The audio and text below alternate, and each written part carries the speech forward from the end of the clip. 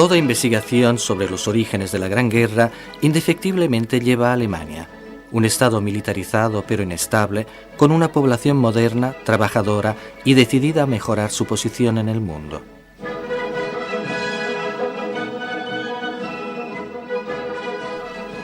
Con sus generales obsesionados por la exhibición de potencia y fastuosidad, pero conscientes de la fragmentación y de la irrelevancia de las posesiones coloniales alemanas. Todas las tensiones confluían en un solo hombre, que era el emblema, el Kaiser, Guillermo II, la figura clave de la ambición imperial de Alemania y el símbolo viviente del orgullo nacional.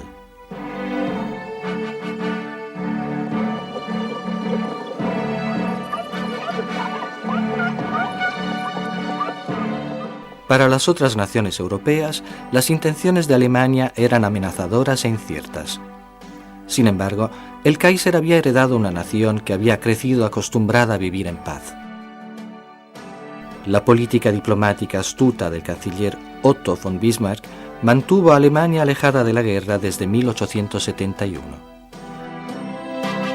Bismarck no tenía ambiciones de conquistas. Había usado los tratados y las alianzas para mantener buenas relaciones con las otras grandes potencias, Inglaterra, Francia, el Imperio Austrohúngaro y sobre todo para evitar la guerra con el Imperio zarista. Pero Guillermo II no tenía ningún respeto por el delicado equilibrio de poderes creado por Bismarck. El Kaiser se sentía el representante de la nueva Alemania. Jubiló a Bismarck y abandonó los tratados. El expansionismo militar toma el lugar de la diplomacia. En 1912, el anuncio que Alemania estaba construyendo una nueva marina militar y que había realizado la ampliación del ejército, convirtiéndose en el más potente de Europa, transformó a su potencial aliado Inglaterra en un potencial enemigo.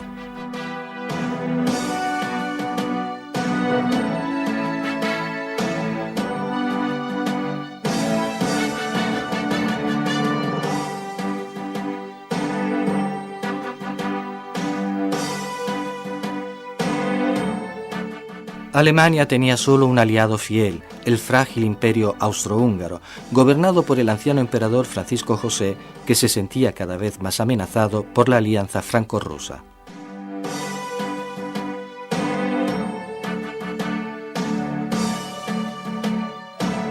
Una revolución tecnológica estaba transformando el mundo occidental. La electricidad transformaba la noche en día. Los automóviles con motor imprimían mayor velocidad a los viajes. Los aviones desafiaban las leyes de gravedad.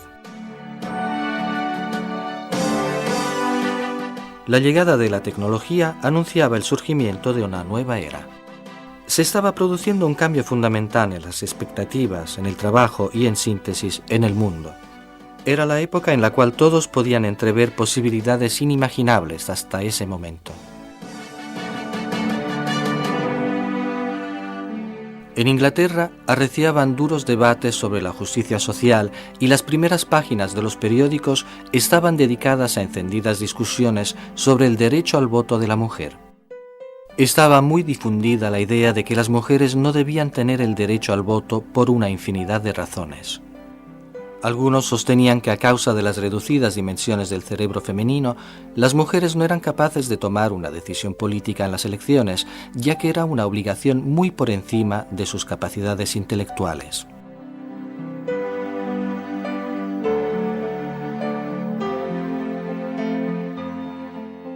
Las sufragantes, por su lado, conducían una lucha por conseguir el derecho a votar de las mujeres inglesas.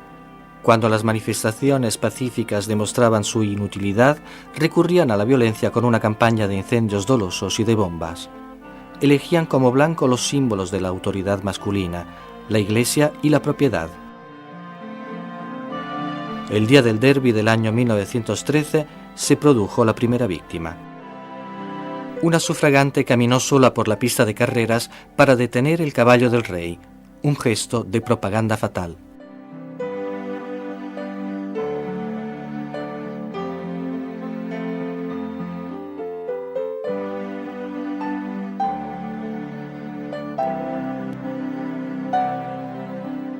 La nueva bandera del socialismo, que representaba una causa revolucionaria, atraía a un número cada vez mayor de simpatizantes.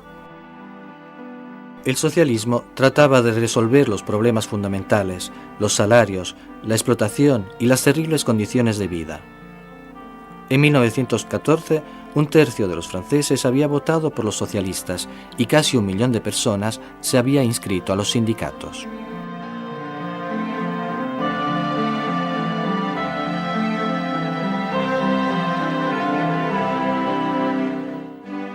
Las fuerzas del cambio estaban minando sociedades que permanecían inmutables desde hacía siglos.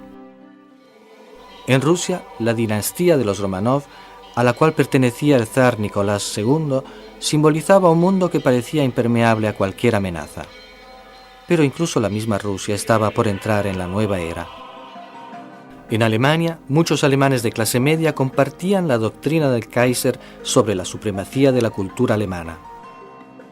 Era necesario garantizar a Alemania el dominio del continente, con la formación de una Mitteleuropa que comprendiese Bélgica, Luxemburgo y parte de los territorios septentrionales de Francia. El viejo orden soñaba con la gloria imperial, mientras que los socialistas querían el progreso a través de la paz. En 1914, en los Balcanes, los pueblos eslavos, aún bajo el dominio del imperio austrohúngaro y otomano, sacudían la península con sus reivindicaciones de independencia. Especialmente inquieta se encontraba Serbia, que obstaculizada por Austria y Hungría no había conseguido su salida al Adriático.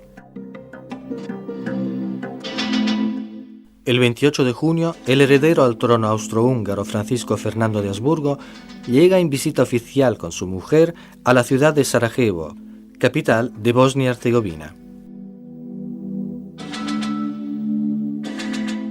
A las 11 de la mañana, y por un error de su chofer, el archiduque se encontró cara a cara con su asesino. Cae bajo los disparos de un anarquista serbio, el estudiante Gavrilo Princip, miembro de una sociedad secreta nacionalista, la Mano Negra. Viena atribuye a Serbia la responsabilidad del asesinato, ya que desde hace tiempo alienta a la oposición antiaustriaca en las poblaciones eslavas.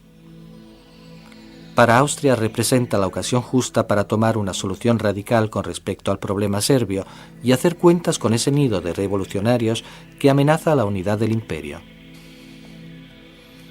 Su aliada Berlín no parece esperar otra cosa para lanzarse en semejante aventura. Viena presenta a Serbia un ultimátum con condiciones inaceptables para cualquier Estado soberano.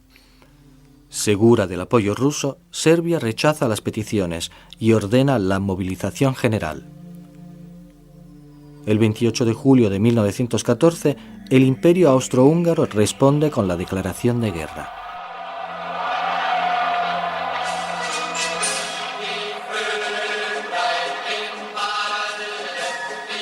El mecanismo de las alianzas arrastra a Europa a la guerra general.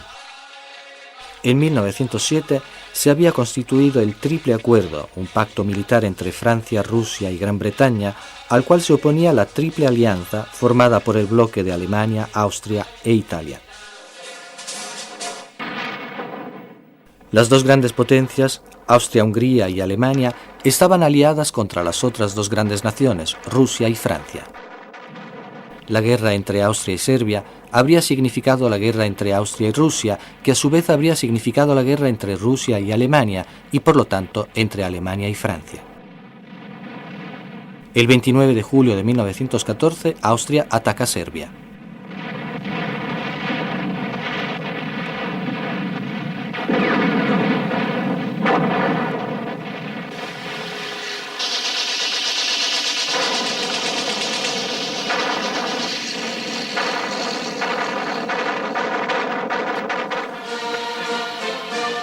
Tal y como había previsto Alemania, los grandes comandantes militares rusos solicitan la entrada en acción cuando su aliada Serbia es atacada.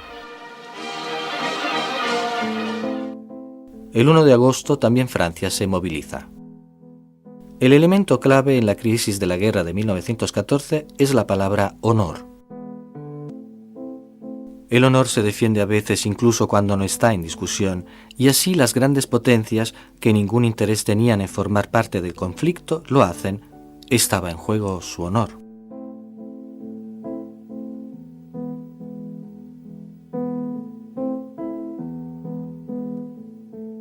La movilización de Rusia era exactamente lo que el Estado Mayor alemán esperaba. Ahora Alemania tenía el pretexto para reaccionar ante la mínima amenaza. El 4 de agosto, Alemania ataca a Francia invadiéndola desde Bélgica. Bélgica era un país neutral, cuya neutralidad había sido garantizada por Gran Bretaña, y esta violación ponía en juego el honor de los ingleses. Con la movilización de Gran Bretaña comienza la Gran Guerra.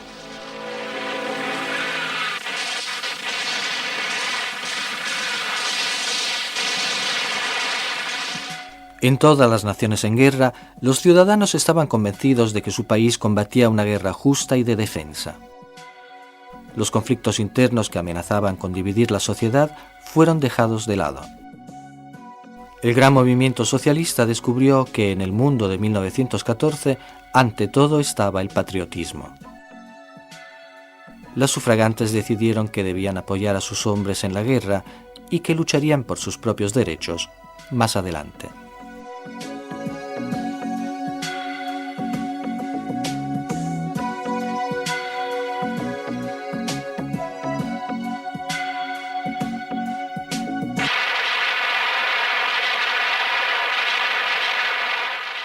Después de quebrar los intentos de contraataque de las tropas francesas y del cuerpo expedicionario británico, el ejército alemán penetra en Francia. A mitad de agosto nos encontramos en el primer mes de guerra. Está por producirse una de las más grandes masacres que la historia recuerde.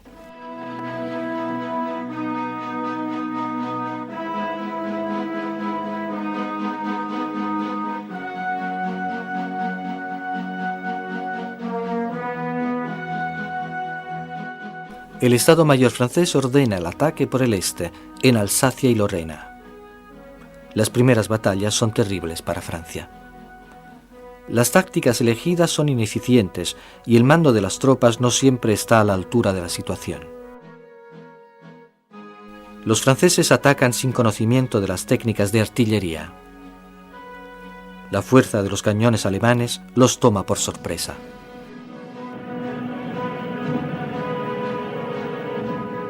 El ataque francés en Alsacia y Lorena se convierte en un desastre.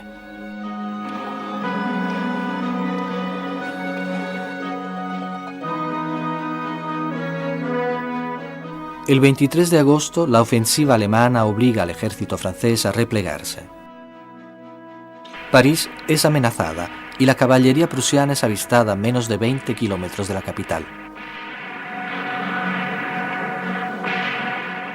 Imprevistamente, en lugar de apuntar a París, las tropas alemanas cambian de dirección, con la intención de cercar el ejército francés en una maniobra de tenaza.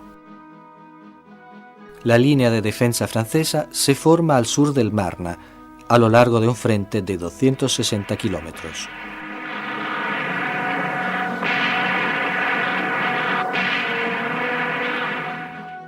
...500 taxis parisienses transportan 4.000 hombres al frente, convirtiéndose en el emblema de la resistencia.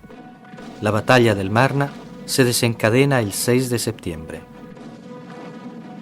La noche del 9, los franceses abren una brecha en las líneas alemanas y las tropas son obligadas a retirarse hasta el río Aisne. La gran maniobra contra el ejército francés falló. El frente occidental se estabilizó a lo largo de una línea que iba desde la costa belga del Mar del Norte hasta la región de los Vosgos.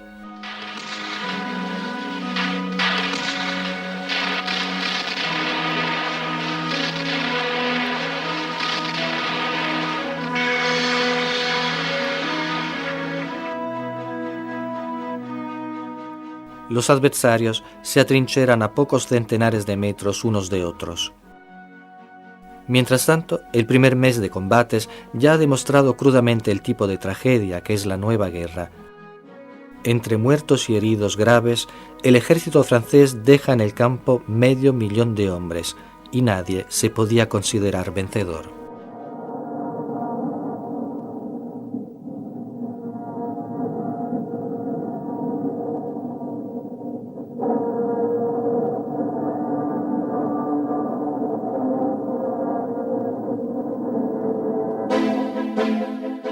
Mientras tanto, la guerra da un impulso veloz al uso de técnicas a veces consideradas poco ortodoxas. Nuevas maquinarias excavaban trincheras aliviando a los hombres de esta labor fatigosa. Extraños patines, antepasados de las orugas de los tanques, evitaban que los medios pesados cayeran en el barro. La serpiente metálica, empujada por debajo de las cercas de alambre de púa, las hacía saltar. Extrañas carretillas de protección permitían avanzar incluso bajo el tiro de fusiles y de la artillería. En las ciudades francesas, mientras los hombres combatían en el frente, las mujeres trabajaban en todos los campos.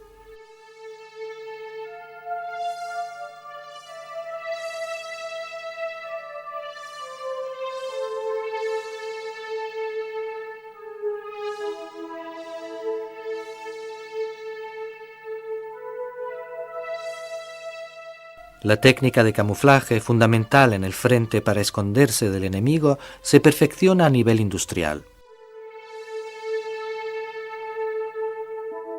Emplazamientos artificiales que esconden periscopios.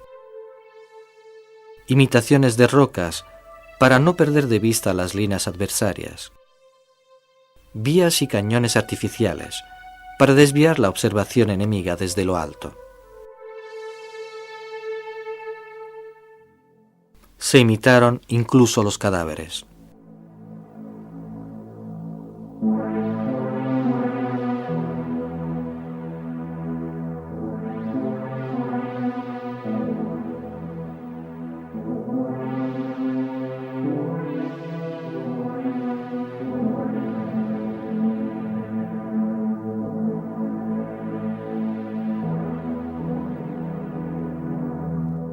Respondiendo a las presiones de los franceses, entre el 17 y el 22 de agosto, las armadas zaristas atacan Prusia Oriental, obligando a los alemanes a replegarse en posición de defensa en el Vístula.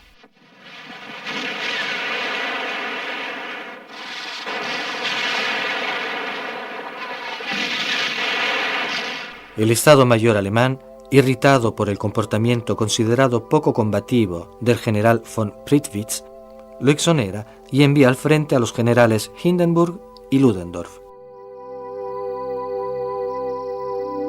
El binomio desciende al campo lanzando una contraofensiva audaz. Para los rusos es una catástrofe.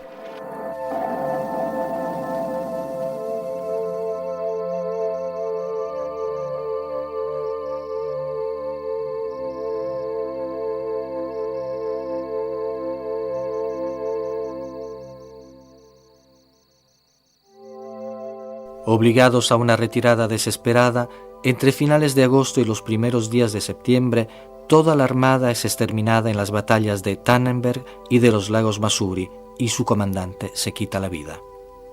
Mientras tanto, el 23 de agosto, Japón decide tomar posesión de las áreas de influencia alemana en Extremo Oriente y declara abiertas las hostilidades contra Alemania. En el otoño del 14, el Imperio Otomano entra en guerra del lado de Alemania. En octubre, los barcos de guerra turcos bombardean los puertos rusos de Odessa, Sebastopoli y Feodosia.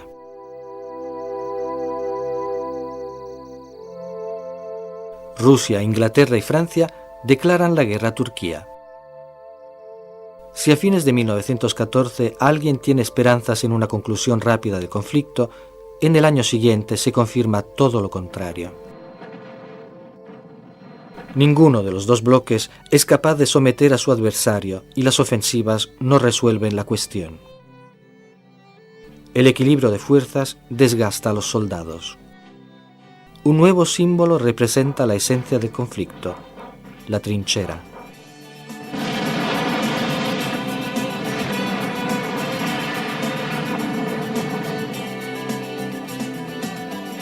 En un sistema de centralización extrema y de rígida jerarquía de los mandos, las comunicaciones entre los cuarteles son extremadamente lentas.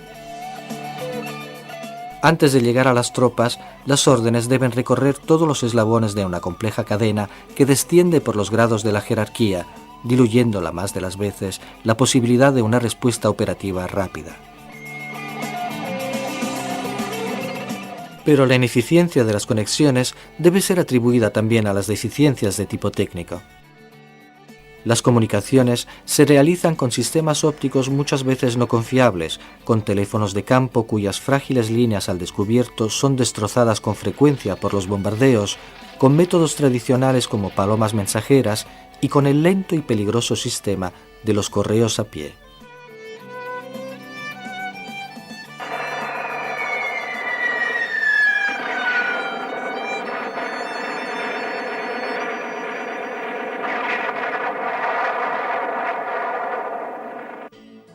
En 1915, el Zeppelin sobrevuela Gran Bretaña, realizando el primer bombardeo sistemático de civiles desde el cielo.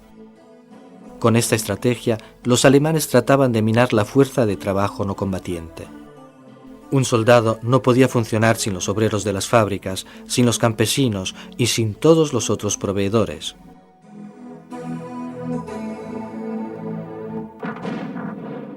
El 25 de abril, un cuerpo anfibio compuesto por tropas inglesas, francesas, australianas y neozelandesas comienza el desembarco en la llanura turca de Galípolis.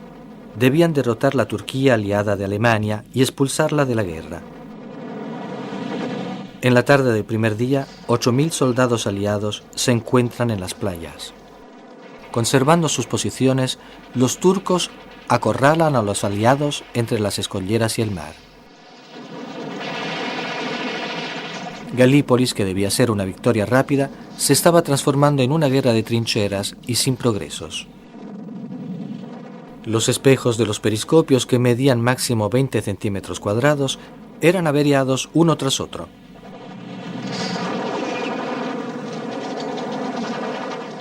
Quien por descuido asomaba la cabeza recibía un tiro en la frente.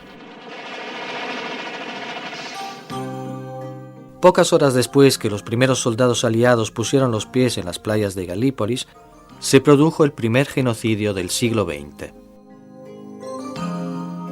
La presencia de una próspera y rica comunidad de armenios en el norte de Turquía es algo inaguantable para los turcos. El vínculo cultural con Rusia, el enemigo de guerra, le brinda a Turquía la excusa que buscaba. Los jefes armenios son reunidos y ajusticiados. Posteriormente, toda la comunidad es obligada a desplazarse para morir en el desierto.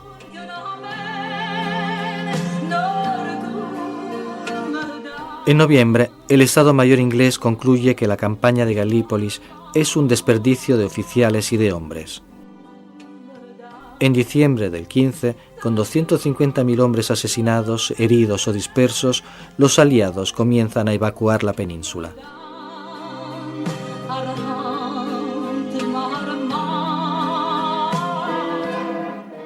La estrategia de la diversificación ofrece resultados positivos en el caso de la expedición inglesa a Siria y Palestina. La iniciativa es favorecida por una revuelta árabe contra los turcos guiada por el oficial Thomas Lawrence, conocido con el sobrenombre de Lawrence de Arabia. En 1915, los hombres de Europa no son suficientes para satisfacer el apetito de la guerra. Las potencias imperiales deberán pedir refuerzos a las colonias de las cuales llegan millones de soldados. Decenas de miles de africanos son transportados a Europa. Algunos son utilizados como mano de obra, otros como soldados en el frente.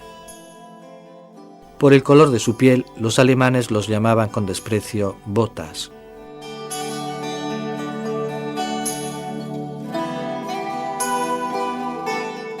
Mientras los hombres estaban en la guerra, las mujeres trabajan.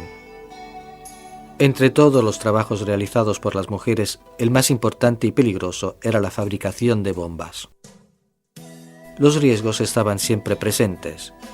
Las partículas de ácido podían salpicar el rostro, haciendo enloquecer de dolor. El promedio de accidentes era de 1 docena por noche. Los humos exhalados provocaban ceguera permanente.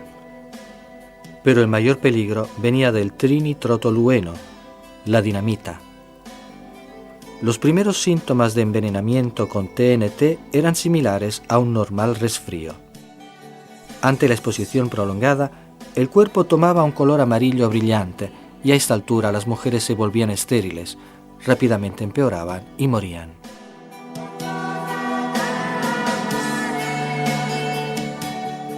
A pesar de todo, las mujeres sabían que sin su ayuda en el suministro de proyectiles y de bombas, sus hombres podían perder la guerra.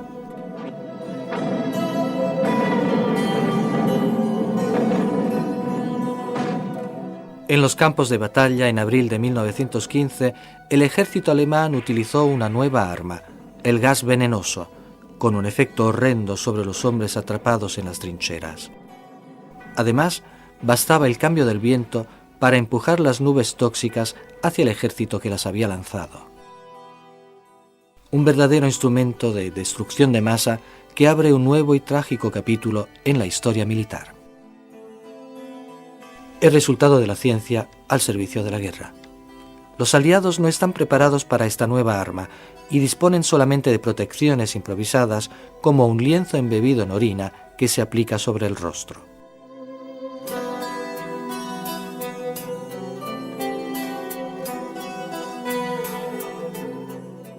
En 1915, los alemanes declaran que los barcos de pasajeros dirigidos a puertos de los aliados corrían el riesgo de ser hundidos sin preaviso. Era evidente que no había forma de vencer la guerra si no se dejaban de lado las viejas reglas, aceptando el hecho de que la guerra debía ser total y por lo tanto también contra los civiles.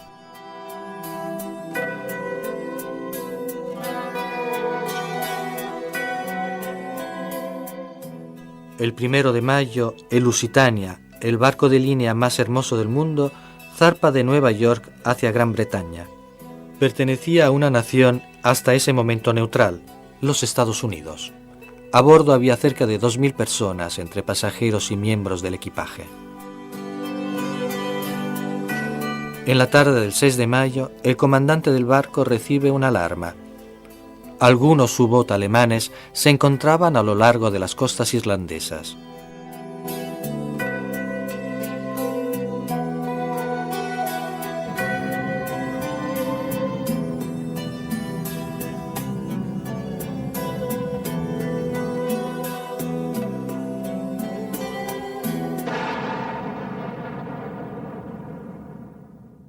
Se ahogaron 1.200 personas. Hombres, mujeres y niños.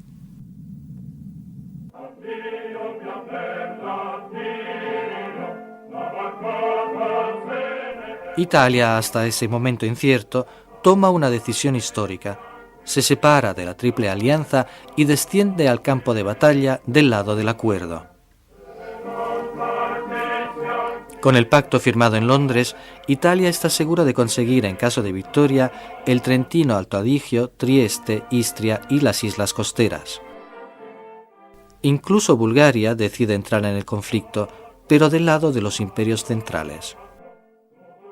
Las tropas italianas comienzan las hostilidades contra el ejército austrohúngaro el 24 de mayo de 1915, atacando en el río Isonzo y en el altiplano del Carso.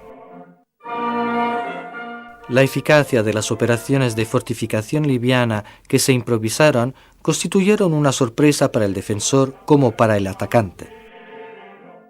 Las suaves terrazas que descienden hacia la planicie friulana se convierten en una fortaleza ideal para un defensor bien provisto de ametralladoras y protegido por diferentes tipos de reticulados, más aún si el atacante dispone de medios de destrucción escasos y a menudo debe abrirse brechas con pinzas. Se practica la forma más elemental y sanguinaria de ataque, el frontal. Se conquista una trinchera y se espera el contraataque. Se avanzan 100 metros, 1 o 2 kilómetros y siempre se detiene y se vuelve a empezar.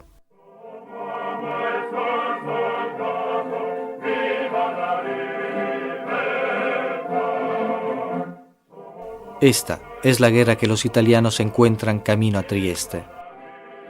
Serán 11 las batallas del Carso y serán todas más o menos iguales.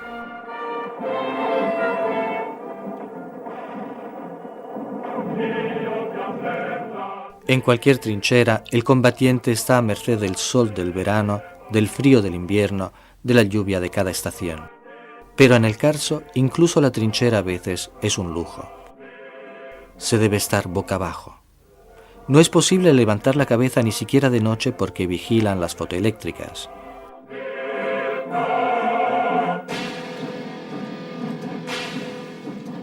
El 21 de febrero de 1916, los alemanes que habían acumulado en secreto la artillería pesada en el norte de Verdún, la ciudad símbolo del orgullo francés, lanzan el ataque. La ciudad es sometida al bombardeo de 1.200 cañones. El mando alemán había previsto 3 soldados franceses muertos por cada alemán caído. El mando militar francés, tomado por sorpresa, envía al frente macizos refuerzos.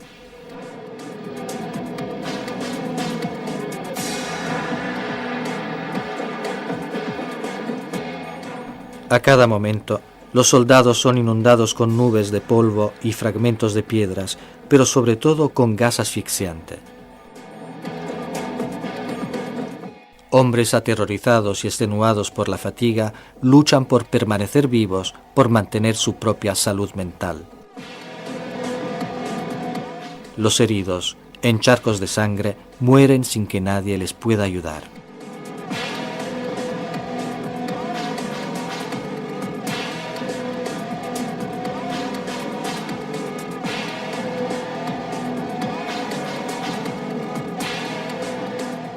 El ataque inicial ha sido devastador, pero los alemanes pierden la ventaja conseguida apenas los franceses desplazan su artillería hacia adelante. Entre los dos ejércitos lanzan 40 millones de granadas, un promedio de 200 por cada soldado muerto. La guerra de agotamiento planificada por el mando alemán se le vuelve en contra. Las trincheras alemanas dejan de existir ya que los bosques que las habían protegido de los puntos de observación franceses no existen más. La batalla de Verdún fue la más larga de la guerra. Duró 9 meses y 27 días y no hubo un evento decisivo para ninguna de las dos partes. Solo en diciembre Verdún fue reconquistada por los franceses a un costo incalculable.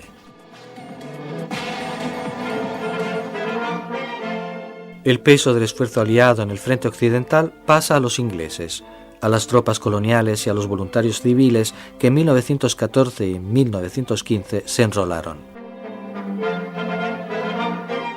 En 1916, el ejército voluntario británico combatió su primera gran batalla en el valle del río Somme, pero el ejército de voluntarios ingleses, si bien patriótico y valiente, no tenía ninguna experiencia en el combate. Los franceses reclamaban un ataque inmediato. La estrategia inglesa preveía un bombardeo macizo de las posiciones alemanas durante algunos días. Las líneas alemanas habrían sido destruidas y el alambre de púa de protección arrancado. Así las cosas, los soldados aliados no habrían tenido más que atravesar la tierra de nadie y tomar las trincheras enemigas. Durante 7 días y 7 noches, la tierra tembló bajo el impacto de los proyectiles de grueso calibre. Los ingleses salieron de las trincheras y avanzaron por la tierra de nadie en un frente de 30 kilómetros. Los alemanes, intuyendo que el final del bombardeo era la señal de ataque, salieron de las trincheras y dispararon con las ametralladoras. El terrible fuego causa a los ingleses pérdidas catastróficas. Los ingleses caen como moscas. El ataque demuestra ser un desastre.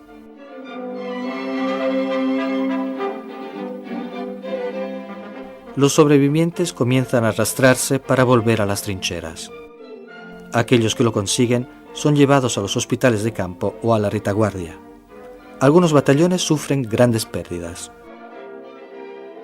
Se dice que fueron necesarios 2 años para construirlos y 10 minutos para destruirlos. El 15 de mayo de 1916, la ofensiva alemana dirigida hacia el estrecho entre el lago de Garda y el Brenta agota su impulso inicial con un inmovilismo interrumpido solo en Isonzo por algunas victorias parciales italianas que llevarán en agosto a la ocupación de Gorizia.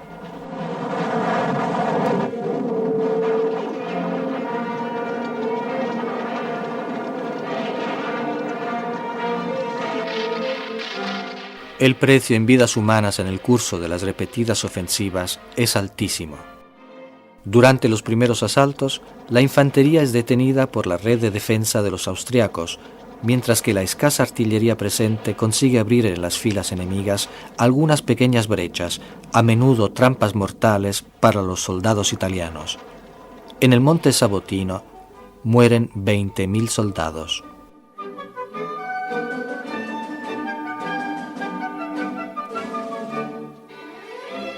Excavadas en la roca, en el barro, en la nieve, protegidas por pocos metros de alambre de púa o por imponentes fortificaciones de cemento armado, las trincheras son el símbolo de la Primera Guerra Mundial. Pero también quedaron grabados en la memoria los preparativos, los entrenamientos, los desplazamientos que los soldados realizaron en la montaña alta cota, a menudo rodeados de metros de nieve, sometidos a temperaturas rígidas y a esfuerzos sobrehumanos. Somos conscientes, escribe un médico militar, que durante el desarrollo de esta guerra hecha con luces y explosiones terribles, los órganos de los sentidos de los combatientes, la vista y el oído sobre todo, han sido sometidos a estímulos de intensidad y duración superiores a la capacidad normal de recepción y asimilación. Contra los soldados se estrellan granadas y proyectiles de gran calibre. Día y noche se vive una tempestad de estímulos sensoriales violentos e incesantes sobre los soldados campesinos ocultos en las montañas, dejando en quien sobrevive la aniquilación total, la sordera, el mutismo y la pérdida de conciencia incluso por periodos muy prolongados.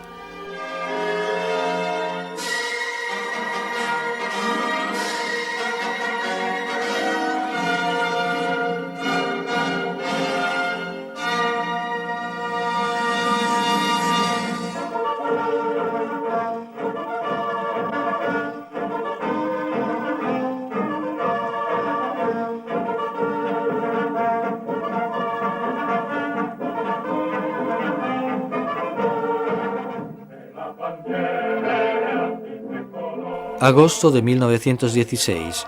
La victoria italiana tiene finalmente el nombre de Gorizia. La preparación de la artillería está a la altura de los obstáculos que deben superarse. Mientras las defensas enemigas están destruidas, los soldados esperan, agazapados en el fondo de las dolinas, el momento del ataque.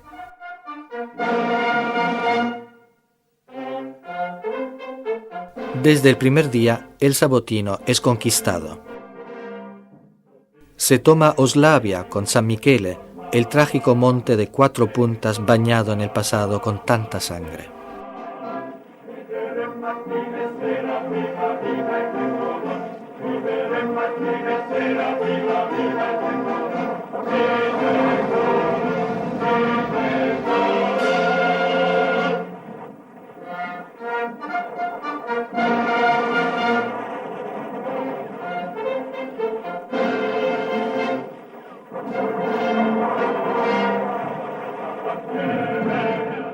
En el Carso, la Tercera Armada llega y pasa el Vallone, pero la lucha es dura y sanguinaria. Solo con la caída de Podgora es posible entrar en Gorizia. También la caballería pasa el río sin puente en varios puntos. Poner alas a todos era la orden del mando supremo. La avanzada se detiene delante de una línea fortificada que se apoya en el Monte Santo y en el San Michele. En el curso de la guerra, la tecnología militar realizó pasos de gigantes. Se experimentan y usan nuevas armas sofisticadas como las ametralladoras capaces de disparar centenares de municiones en un minuto, o las nuevas enormes bocas de fuego de la artillería, el tanque, la radio, los fusiles de repetición y los aviones de combate.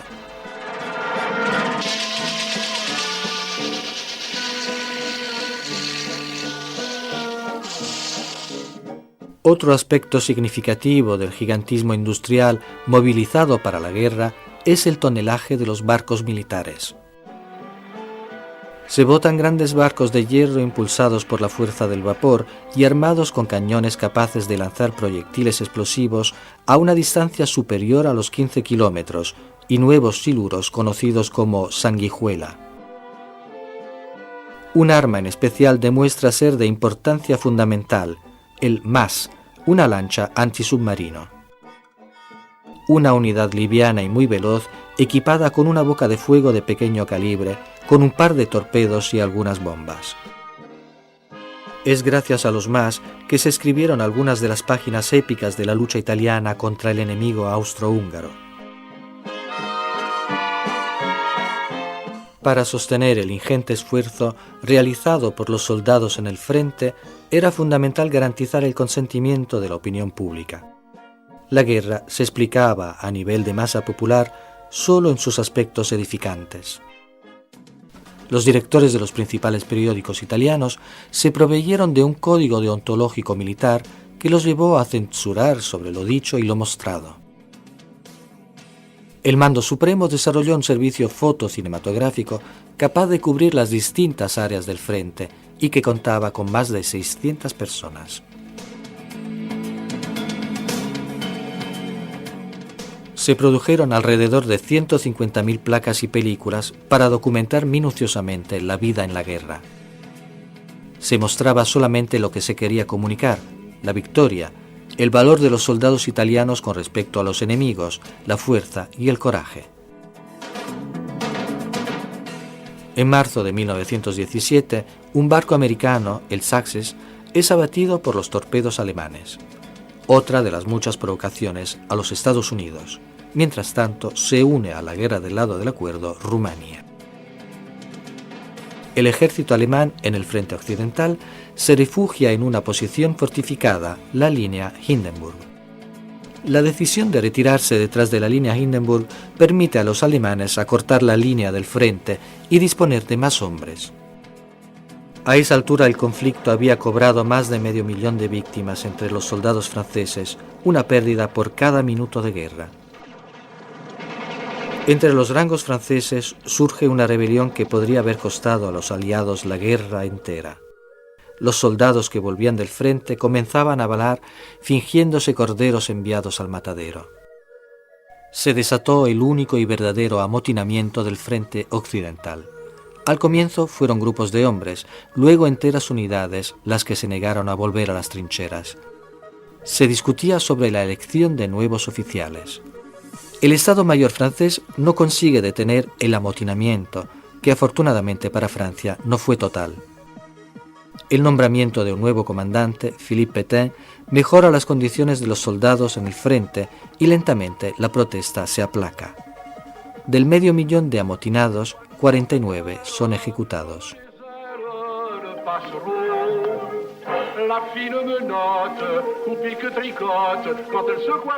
Pétain suspende los asaltos contra las líneas alemanas a la espera de los tanques y de nuevas piezas de artillería. En Rusia no solamente el ejército, sino toda la nación se amotina. La masacre del frente y los sufrimientos en patria habían arrojado a la población a la desesperación.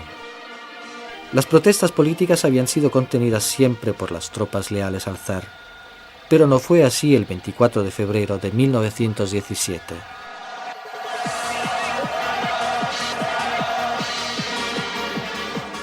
Ante la orden de disparar a los civiles, los soldados dispararon contra los oficiales y se unieron al pueblo. La revuelta del ejército transformó la insurrección en revolución. Liberales y socialistas tomaron el poder.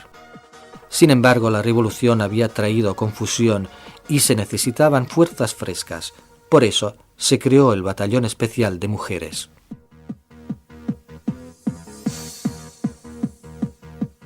En el frente, el batallón encuentra al ejército en retirada. Mientras tanto, Lenin, en el exilio durante la revolución, con la ayuda de los alemanes, vuelve a Rusia y toma el poder con la promesa de paz, pan y tierra.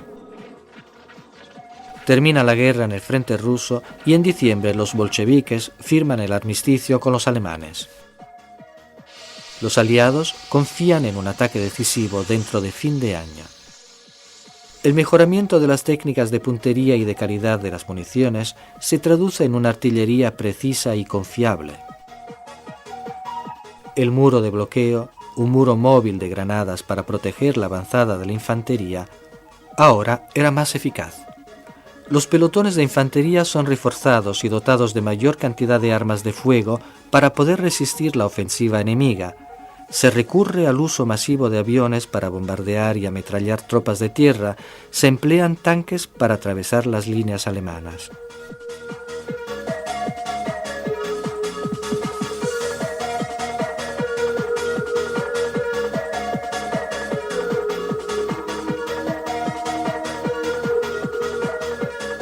El 2 de abril de 1917, los Estados Unidos declaran la guerra a Alemania y el 2 de junio Grecia desciende al campo del lado del acuerdo. Los canadienses ocupan la cima del Vimy. Un poco más al sur, las tropas inglesas y sudafricanas avanzan casi 4 kilómetros. El plan del Estado Mayor preveía el aniquilamiento de las líneas alemanas en la ciudad de Ypres.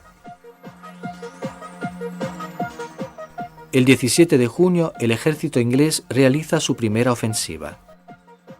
Después de excavar durante 2 años galerías en la campaña de Flandes, los soldados aliados colocaron 19 minas gigantes debajo de las líneas alemanas.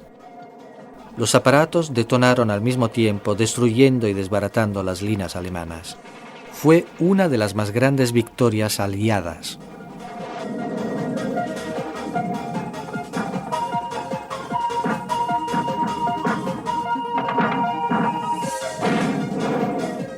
Un cambio radical de la guerra lo determina la derrota de Caporetto.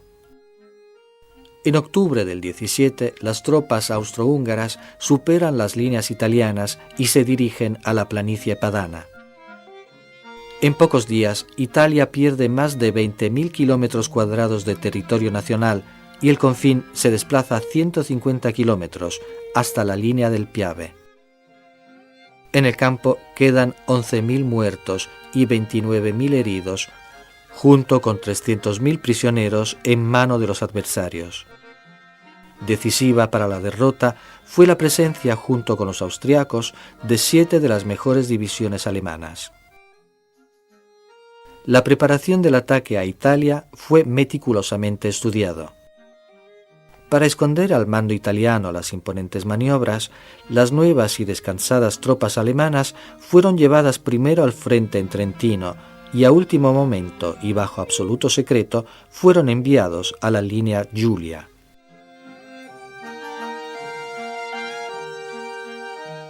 Durante la retirada, los soldados italianos disparaban sin orden y sin indicaciones sobre qué hacer o dónde ir. La rápida disgregación de los repartos crea una columna desordenada de soldados que atasca las carreteras desde las trincheras hasta el valle.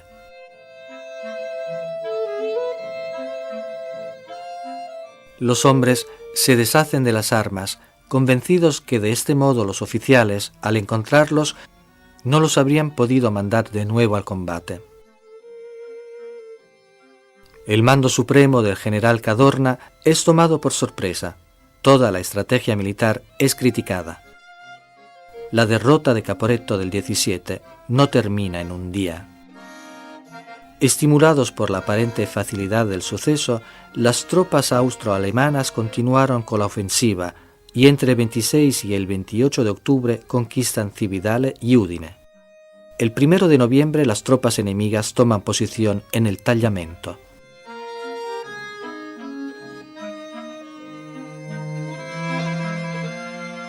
Miles de prisioneros italianos, amontonados en las ciudades conquistadas, son filmados para ser utilizados por la propaganda enemiga. En un solo golpe, todas las ventajas que los italianos habían conseguido en 2 años de guerra se evaporan. A comienzos de 1918, el pueblo alemán había llegado al límite de la tolerancia. También los aliados estaban agotados. La revolución había eliminado a Rusia de la guerra. El ejército francés había sido corroído por el motín. Los italianos habían sufrido la derrota de Caporetto.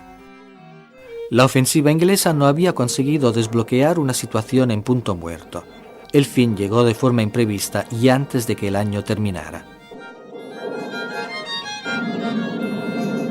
El poder real en Alemania estaba en las manos de los generales Hindenburg y Ludendorff. Ambos sabían que Alemania podía ser condenada al hambre y terminar derrotada por el bloque aliado.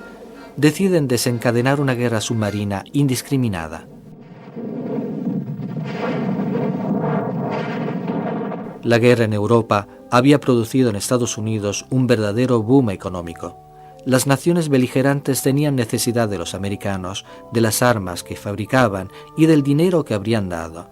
Mientras América gozaba de beneficios sin precedentes, la opinión pública no quería saber nada de la guerra. Pero las provocaciones de Alemania eran continuas e insostenibles. La ofensiva alemana en el frente occidental es la última esperanza de los alemanes para dar un giro decisivo de la guerra en su favor.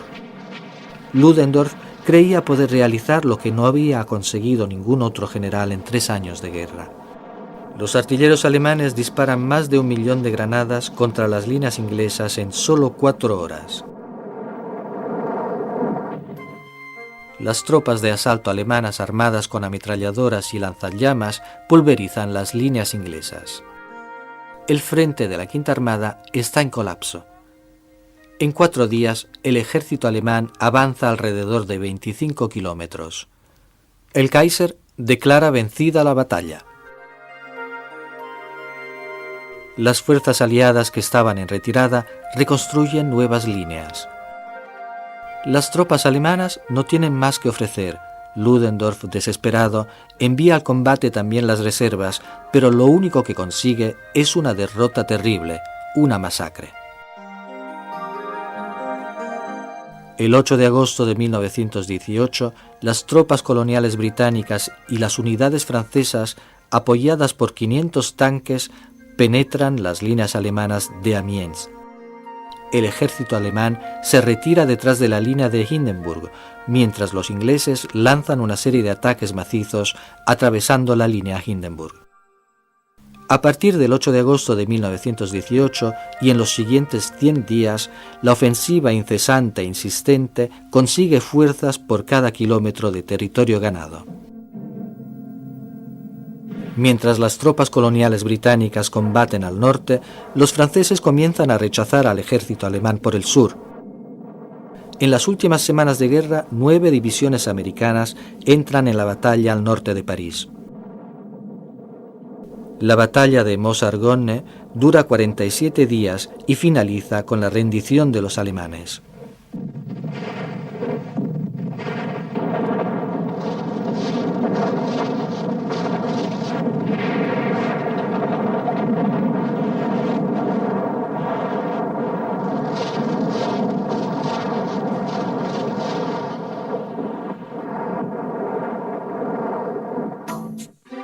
La intervención de Estados Unidos, con su capacidad de desplazar millones de hombres a través del Atlántico, coloca a los alemanes ante la perspectiva de una disponibilidad de hombres ilimitada por parte de los aliados.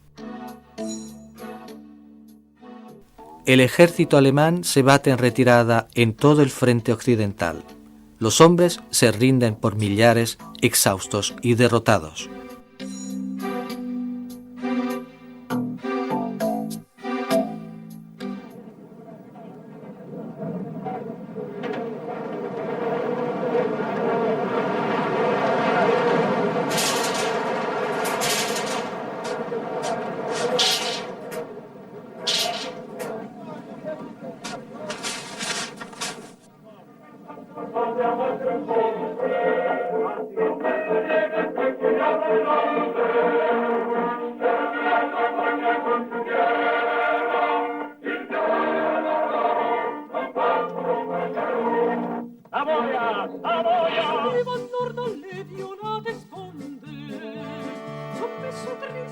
Las tropas italianas, después de la derrota de Caporetto, apoyadas por un aparato industrial más eficiente y por un sistema de mando más dúctil y eficaz, dan nuevamente señales de reactivación.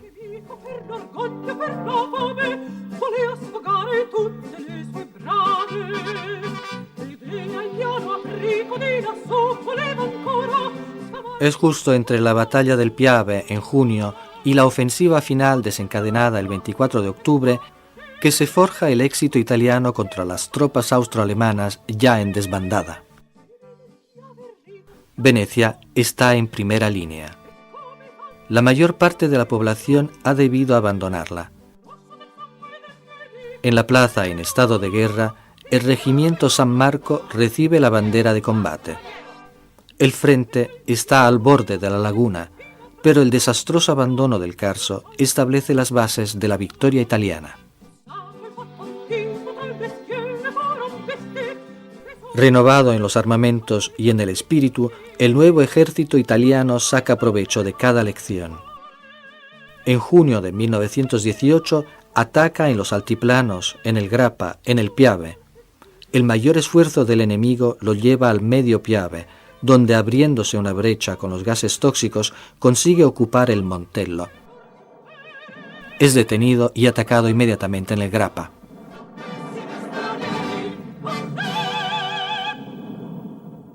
En días anteriores, el comandante Luigi Rizzo había hundido en mar abierto a bordo de un mas el acorazado austrohúngaro San Esteban. Después, en el Tegetov, se dirigió a Otranto para reforzar el cerco del Adriático.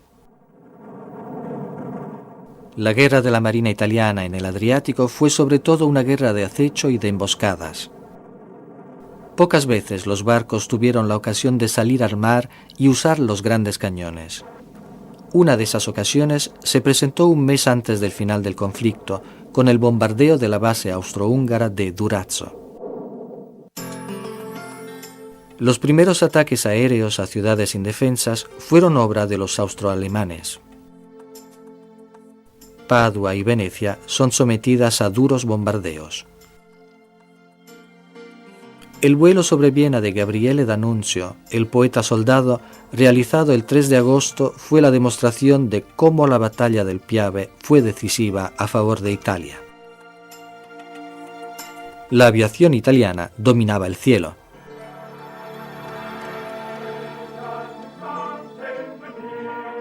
La batalla que daría la victoria a Italia comenzó en el Grappa el 24 de octubre de 1918. La tarea principal se reserva al octavo ejército ubicado en el Montello. Lo comanda el general Cadorna.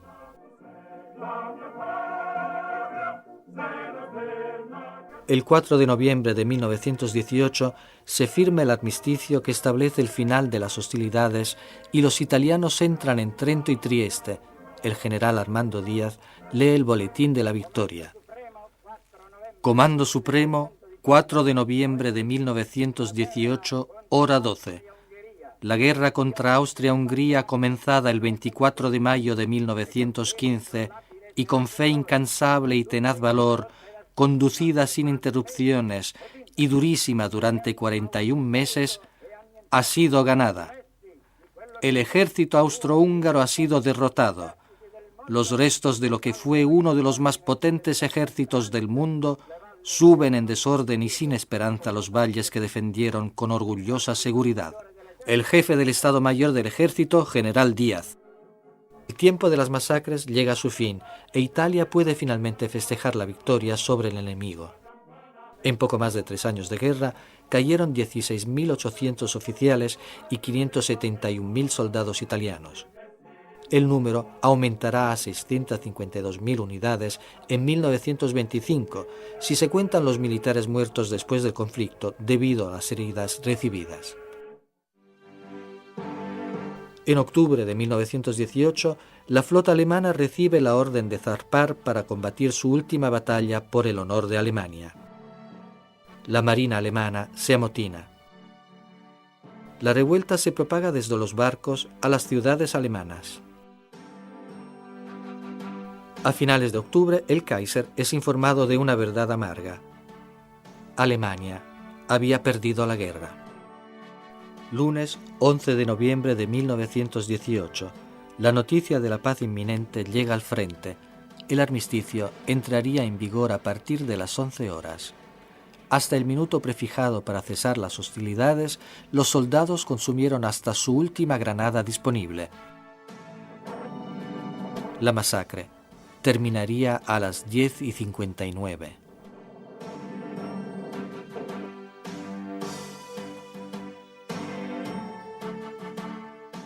A las 11 en punto del día 11 del mes 11 de 1918, los fusiles de la Gran Guerra fueron silenciados.